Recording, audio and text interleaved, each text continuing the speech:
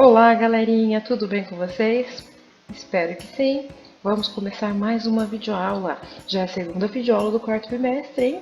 Bora lá? O assunto dessa semana é sistemas de equações do primeiro grau com duas incógnitas, tá bem? Parte 1.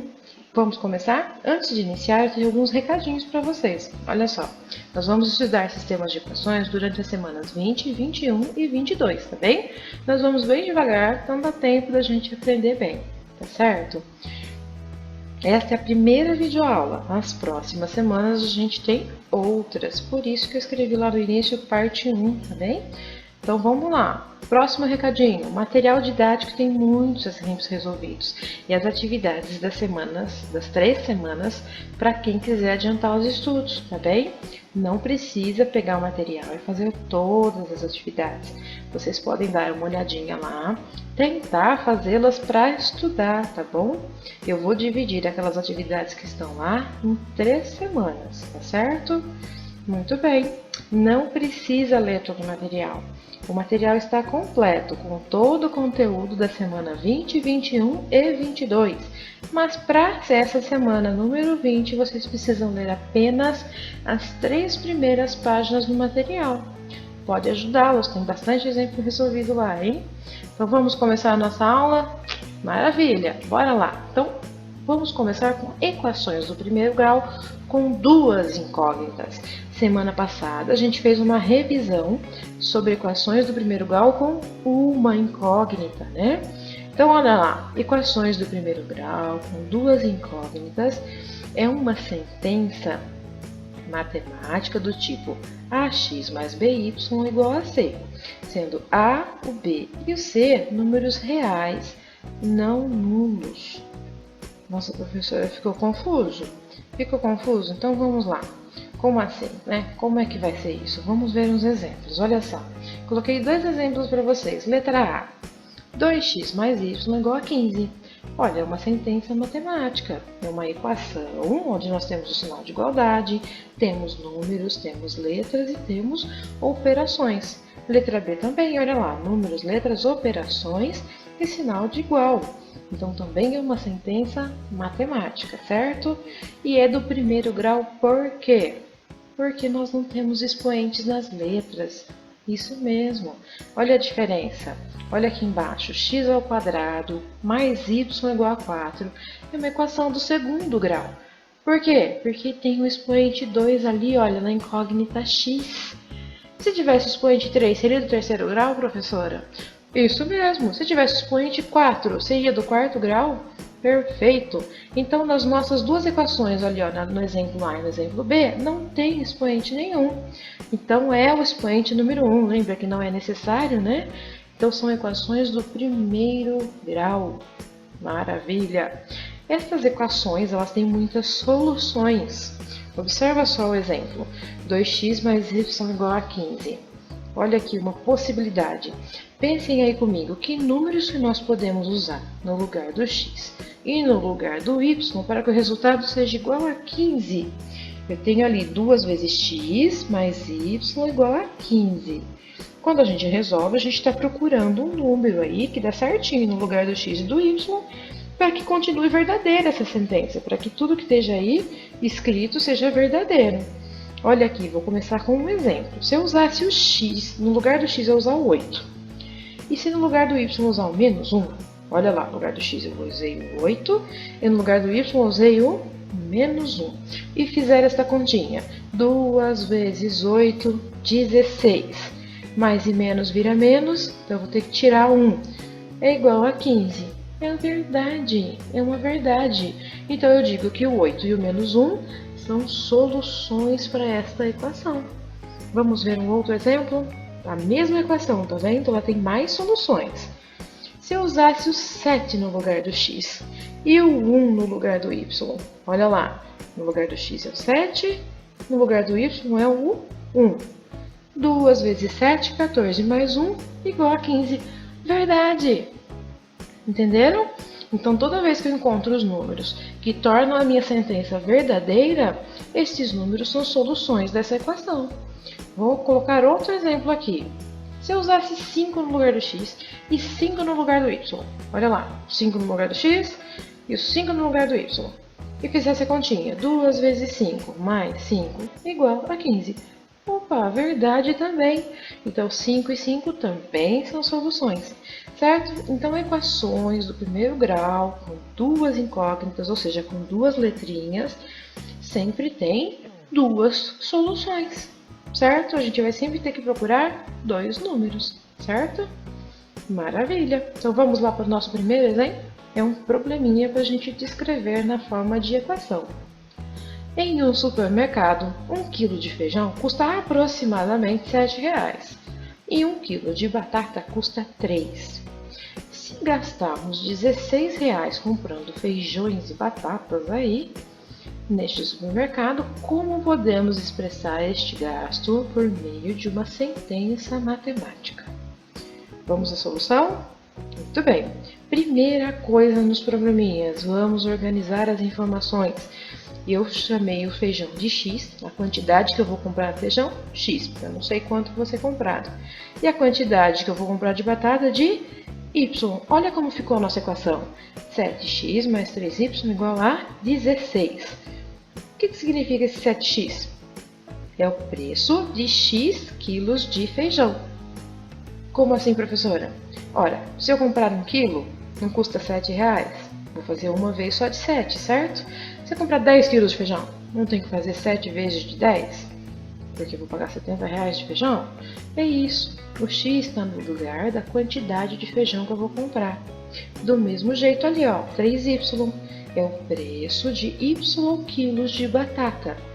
Então, independente da quantidade de batata que eu comprar, eu vou ter que multiplicar pelo preço de R$ 3,00. Então, o x e o y estão no lugar das quantidades, porque o problema não falou quanto de feijão ou quanto de batata a gente comprou. Ele só falou que a gente comprou uma quantidade de feijão, uma quantidade de batata desconhecidas e deu R$ 16,00, tá certo? Só pediu para a gente representar na forma de equação, né? De sentença matemática. Pronto, representamos. E é só isso. Tranquilo?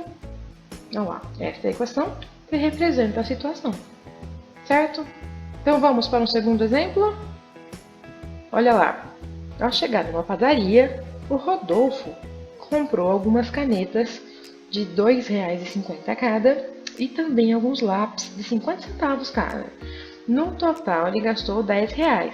Percebam, novamente, eu não sei quantas canetas ele comprou, não sei quantos lápis.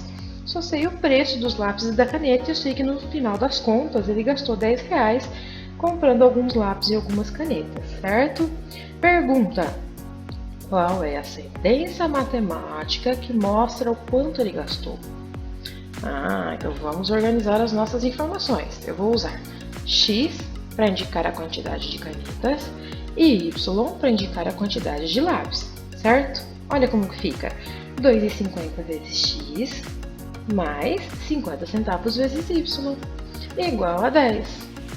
Vamos entender direitinho? Olha lá, 2,5x é o preço de X canetas. Ou seja, qualquer quantidade de canetas que eu comprar, eu vou ter que multiplicar por 2,50, porque é o preço das canetas. O mesmo acontece com os lápis, olha lá, preço de Y lápis, certo? Então o X e o Y estão no lugar das quantidades, certo? Aí o problema só pediu a sentença, então a gente não precisa saber as quantidades. Está aqui a equação que representa essa situação, beleza? Então, pessoal, a gente viu que é possível descrever a situação usando a linguagem matemática. A seguir, nós vamos usar essas ideias para resolver sistemas de equações e também problemas que podem ser descritos por meio desses sistemas, certo? Muito bem, então vamos ver sistemas de equação de primeiro grau com duas incógnitas. Pessoal, a seguir temos um sistema de equação de primeiro grau com duas incógnitas. Se você nunca viu, olha aqui. Este é um sistema de equação de primeiro grau com duas incógnitas. Percebam, tem uma chave. Todos os sistemas desse tipo têm uma chave? Sim. Dentro tem duas equações? Sempre são duas equações, professora? Sim. E tem duas incógnitas. Sempre serão duas incógnitas, professora? Sim. Então, isto aqui é um sistema de equação de duas equações com duas incógnitas, tá bom? Maravilha! Dito isso, podemos resolver esse sistema por tentativa ou usando algum método de resolução. Nós vamos entender primeiro como resolver por tentativa, certo? Depois, nas próximas semanas, a gente vai aprender os métodos, ok? Vamos lá acompanhar um exemplo? Pessoal, lembrando, eu retirei esses exemplos do nosso material escrito. Eles estão todos lá também bem explicadinhos. Para quem gosta de ler, gostaria de rever os exemplos, estão todos lá. Olha aí, o nosso x mais y igual a 5 é a primeira equação. X menos y igual a 1 é a segunda equação. Como é que a gente pode pensar? Poxa, como é que eu soluciono isso? Nós precisamos de dois números que, ao mesmo tempo, se eu somar os dois números, dá 5. Se eu pegar esses mesmos dois números e tirar um do outro, dá 1. Vocês conseguem pensar em dois números que você soma dá 5 e esses mesmos dois números você tira dá 1? É isso que a gente está procurando, então a gente vai por tentativa. Eu posso fazer, por exemplo, 1 mais 4 é igual a 5. Mas 1 menos 4 não é igual a 5. Então olha aqui a solução. Tá vendo? Eu substituí o x por 3, tá vendo? Tirei o x, coloquei o 3 no lugar. No lugar do y eu coloquei o 2. E no lugar do y eu coloquei o 2. Professora, como é que você descobriu esse valor? Tentativa. Eu coloquei o número 1 e o 4, não deu certo. Aí eu tentei o 3 e o 2 e deu certo. Então foi por tentativa que eu resolvi. Olha lá, depois que eu substituí, eu fiz 3 mais 2 e deu 5. Maravilha! Eu fiz 3 menos 2 e deu 1. Então, esta é a solução desse sistema. A gente diz que a solução é 3 e 2. Nesta ordem, tá bom? A solução do sistema é o par ordenado 3 e 2. Tá certo? A solução do sistema de equação do primeiro grau é sempre um par ordenado. Tá vendo? Nesta ordem aí, o x aparece primeiro e o y depois. Na hora que a gente resolveu, a gente viu que o x é 3 e o y é 2. Não se preocupe, tá bom? O par ordenado ele representa um ponto no plano cartesiano. Mas esse é um assunto que a gente vai ver um pouquinho mais para frente. Então não se preocupe em gravar nomes, nada. Se preocupe em entender que a gente precisa sempre achar dois números que se tornem as duas equações verdadeiras, certo? Vamos lá? Também podemos verificar se um par ordenado é solução do sistema. Olha aí, dados os pares ordenados. Menos 1 e 2, 3 e 1, 1 e 2. A gente vai verificar qual deles é a solução do sistema aí embaixo. Tá vendo? Eu coloquei um sistema, não sei ainda qual é o valor do x e também não sei qual é o valor do y. Eu vou testar aqueles valores ali em cima. Vamos lá? Primeiro par ordenado que eu vou testar. O x vai valer menos 1 e o y vai valer 2. Tá vendo? Troquei todas as letrinhas pelos números menos 1 e 2. Olha lá, substituí os valores de x e y e eu não consegui o resultado 7. Observa bem. Se eu fizer menos 1 mais 2 vezes 2 igual a 5, não, é mentira, não dá. Se eu fizer 2 vezes menos 1 mais 2 igual a 7, falso também. Então eu não consegui os resultados 5 e 7. Então eu não posso aceitar este par como uma solução. Não é a solução do sistema. Vamos testar outro par ordenado. Olha lá, agora eu vou usar o x igual a 1 e o y igual a 2.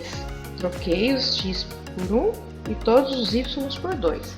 Ao fazer a continha, eu consegui aqui em cima, ó, substituir os valores x e y, consegui o resultado 5.